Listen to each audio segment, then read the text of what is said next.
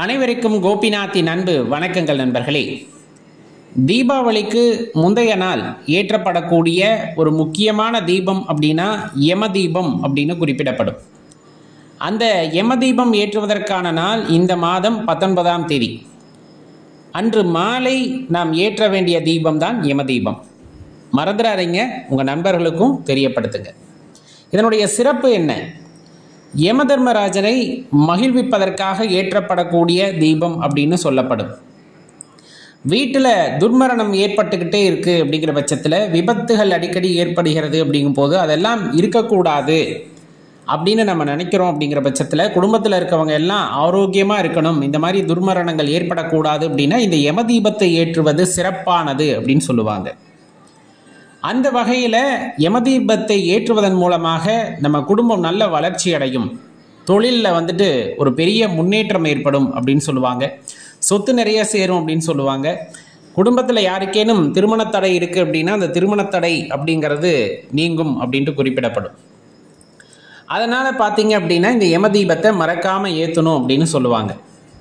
எங்கே ஏற்றுவாங்க அப்படின்னு பார்த்தோம்னா, வீட்டோட உயரமான பகுதி இருக்குது அப்படிங்கும்போது, அது வெளியவாக இருந்தாலும் சரி, காற்றுல மலை ஏறாமல் கொஞ்சம் உயரமான பகுதியில் சில பேர் ஏற்றி வைப்பாங்க. சில பேர் 8 திசைகளை நோக்கியும் ஏற்றுவாங்க. அஷ்டவிளக்கு அப்படின்னு சொல்லப்படும். ஆனால் குறிப்பாக பார்த்தா தென் திசையை நோக்கி மட்டும் ஏற்றக்கூடிய விளக்கு அப்படிங்கிறது யம விளக்கு அப்படின்னு சொல்லுவாங்க. யம தீபம் அப்படின்னு சொல்கிறது அது இந்த நாள் மட்டும்தான் நம்ம ஏற்றக்கூடிய சிறப்பு வாய்ந்தது அப்படிங்கிறதையும் மறந்துட வேண்டாம். அப்போ இதுக்கு விரதம் ஏதேனும் இருக்க வேண்டுமா அப்படின்னா அப்படியெல்லாம் எதுவும் கிடையாது.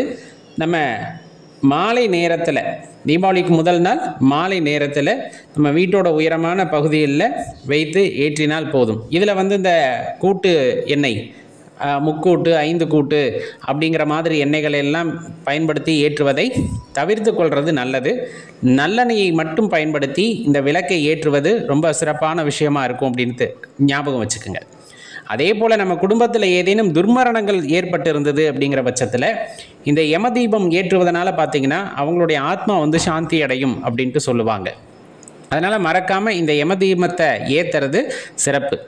இன்னும் குடும்பத்தில் நிறைய பேர்த்துக்கு நோய் நொடிகள் அதிகமாக இருக்குது, அந்த பிரச்சனையெல்லாம் நீங்கணும், சொத்துகளில் பிரச்சனை இருக்குது, அது தீரணும் அப்படிங்கிற மாதிரி நினச்சாலும் இன்றைய நாளில் ஏற்றக்கூடிய யம தீபம் அப்படிங்கிறது அதற்கு பயன்படும் வகையில் இருக்கும். வீட்டில் இருக்கக்கூடிய பிரச்சனைகளை எல்லாம் தீர்ப்பதற்கு அது ஒரு முக்கியமான விஷயமா இருக்கும் அப்படிங்கிறத மறந்துட வேண்டாம்.